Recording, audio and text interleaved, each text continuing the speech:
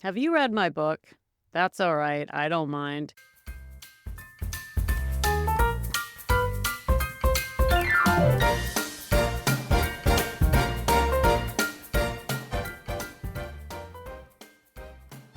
Welcome to Sober Living Snippets, where we live alcohol free so we can heal our relationships, feel youthful again, and ditch regret and shame. Becca Jacobson here, coming at you with a snippet. I'm going to share with you one of the takeaways from my book.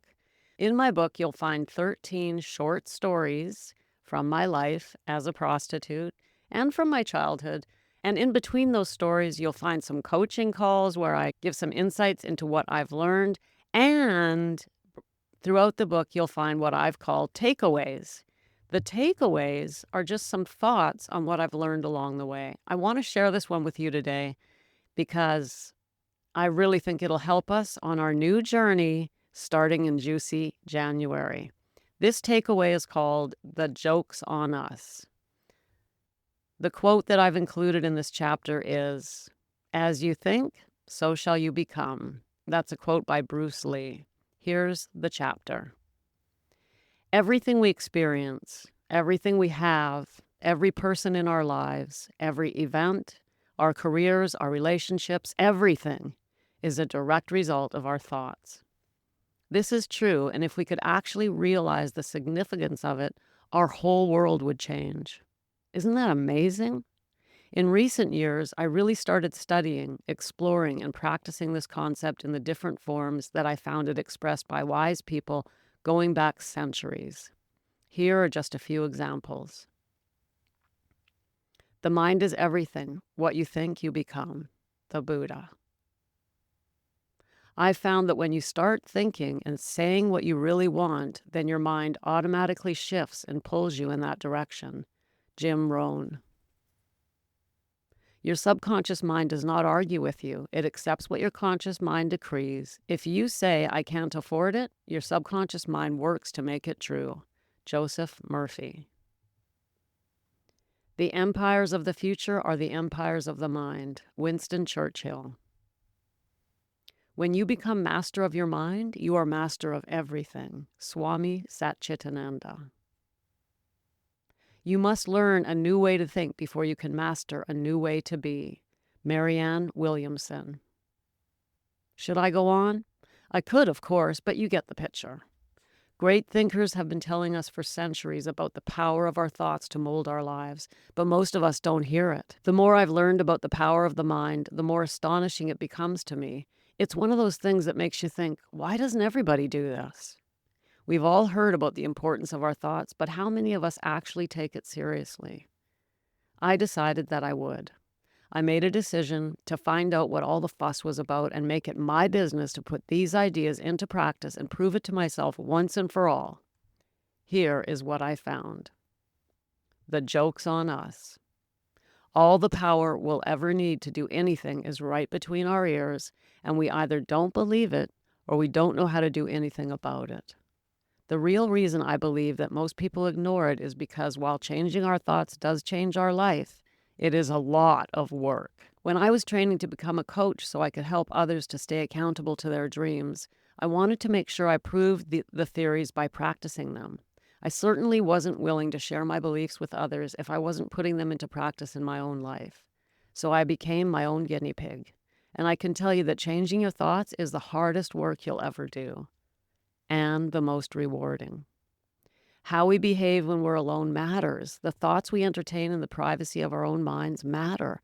Our private thoughts and actions have a direct effect on our lives. How we are perceived, what comes to us, how successful we are in every other aspect of our lives. Yes, the joke is on us if we think that these things don't matter. In fact, all we have to do is look at a person's life and we can tell what their predominant thought patterns are. And that's why I emphasize the importance of questioning our beliefs about ourselves and strictly controlling our internal dialogue. Over and over, I see people who casually put themselves down thinking it's somehow okay. It's not okay, not if you want a happy, successful life. As I mentioned, there are a lot of books on this subject. Have you explored Napoleon Hill? Well, that's just one more example. And they are great books, but I've discovered that most of us don't have the self-discipline to fully implement and follow through on what we read so that we get the results, even if we're willing to take on a little hard work. This isn't because we're weak or we don't care. We choose personal development books precisely because we do care. But following through on our own is very difficult for many reasons. For starters, we need the motivation and commitment that only comes when others are involved. When I realized this, when I knew I needed more than solitary study, I got myself a coach and joined a community. Now I've been a member of several communities. They are not all created equal. But I discovered that growing with others often means the difference between success and failure. Einstein said, "The world as we have created it is a process of our thinking.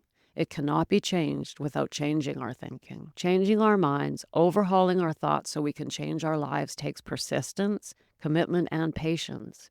But it can be done. I've proven it to myself and seen others do it too. And the best time to start, of course, is this very minute." A good start is to write yourself a commitment to pay attention to your internal dialogue. Like everything, this starts with awareness, so commit today to become aware of the messages you're sending to yourself. Then you can begin to change those messages and change your life. After that, start exploring the literature on this subject. Then get involved with others who are on the same path. I have created both a podcast and a community for this very purpose. You know about the community, and you can subscribe to the podcast as well and begin getting short daily insights for transformative living as I continue to study this subject and bring the findings to you. And that, my loves, is one of the takeaways in my book. Having wrote the book a year and a half ago, I needed to go back and have a look at it because I'm actually being interviewed this week on both a television station and a radio station, and I'll tell you more about that as they are published. But what's interesting about going back and reading what I wrote a year and a half ago is I get to see how much I've changed. And that reminded me of the importance of journaling. You don't have to publish a book. You don't have to be on a podcast. If we're writing down our experiences and we come back to them a year later, we can see how much we've grown. One of the biggest challenges with personal growth is that sometimes we don't even see it. We're growing and we don't notice. We think we're not getting where we want to go, but we are. That, of course, is another reason why we want to be in a community. What is this snippet about anyway? Is it about the importance of journaling? Or is it about the importance of watching our thoughts?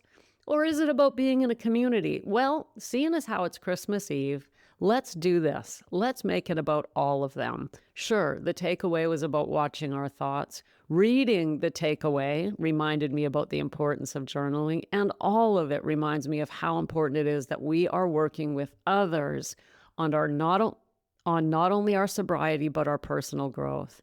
Gals, my Christmas present to you, one day early, is those 3 messages. You need a community, you need to be journaling, and you need to be watching your thoughts. And if you're going to do all of those, you're going to need help.